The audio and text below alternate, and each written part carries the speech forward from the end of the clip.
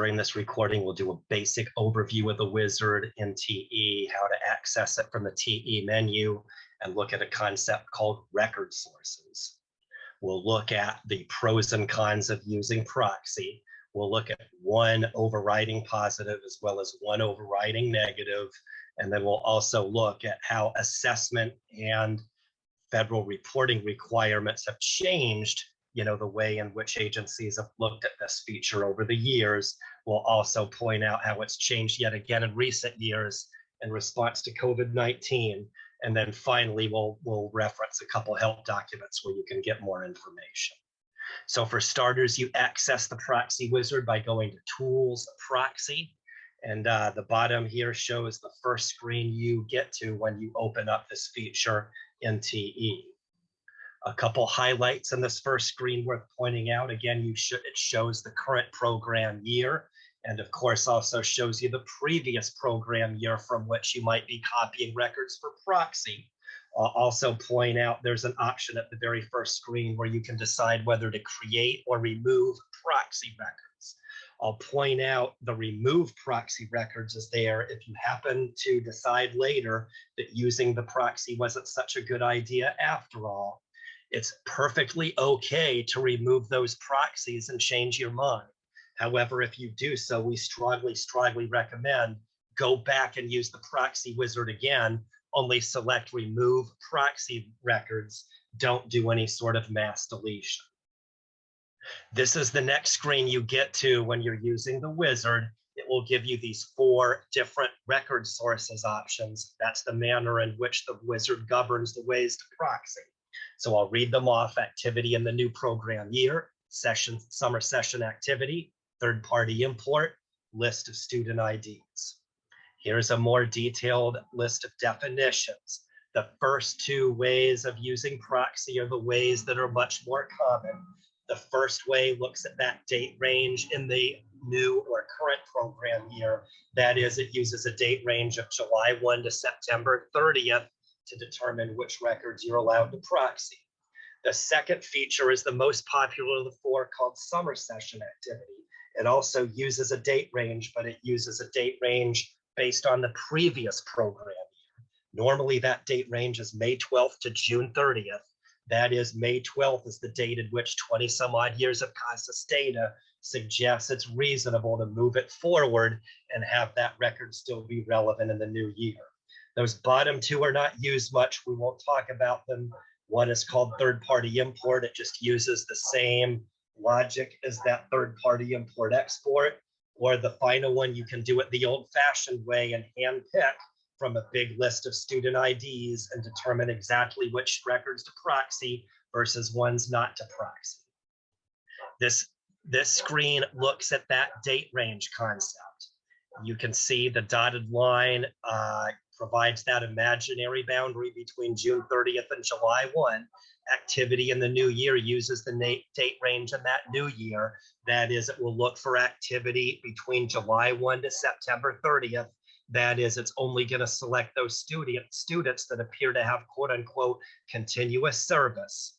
That second summer session activity option looks back at the date range in the previous year. Again, normally that date range is May 12th to June 30th. That is, May 12th is about when it's reasonable to say that test is acceptable for a July 1 administration. In recent years, that is the last 2 years, this date range has been widened to January 1 to June 30th. That is, in response to COVID, agencies have been more interested in using this feature, mostly because of the increased difficulty in getting students tested. So for a couple years, this date range has temporarily been increased from May 12th to January 1st. Overall, whether we're talking years ago or now, a big positive is simply time management. Using the Proxy reduces your students and staff time needed to complete testing requirements. The big negative, whether it's long ago or now, is to be careful how you're identifying which records to proxy. A lot of times you might proxy over test scores administered late in the year that were really high scores. If you proxy over high scores, you might be quote unquote setting the student up for failure with an exceedingly high pretest score, thereby making it very difficult for that student to achieve a measurable skills gain.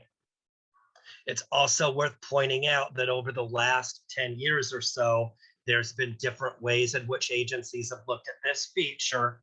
One big issue has been assessment technology. The other has been federal reporting requirements.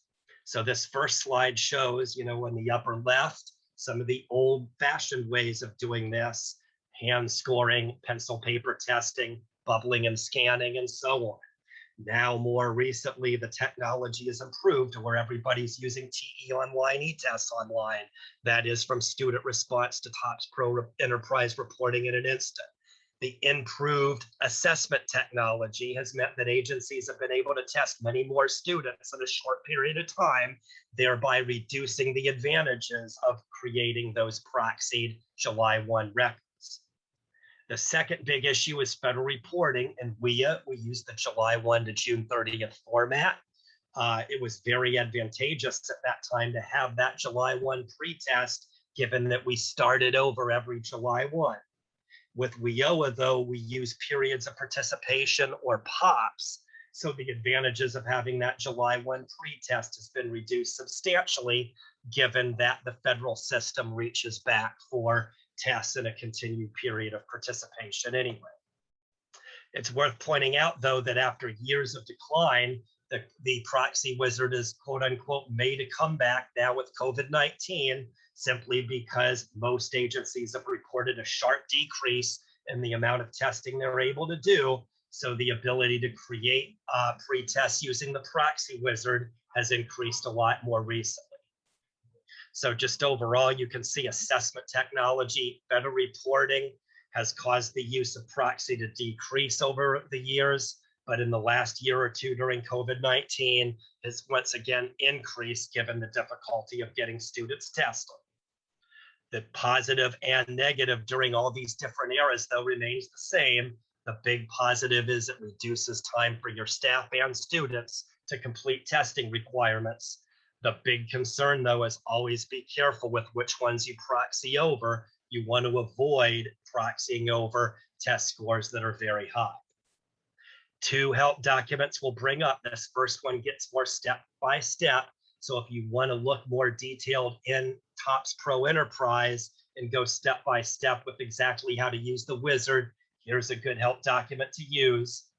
The second reference is more technical in nature. In particular, if you're using third-party import-export, you may want to review this document to make sure what you're proxying corresponds to how you're using that third-party import-export. So with that, thank you very much.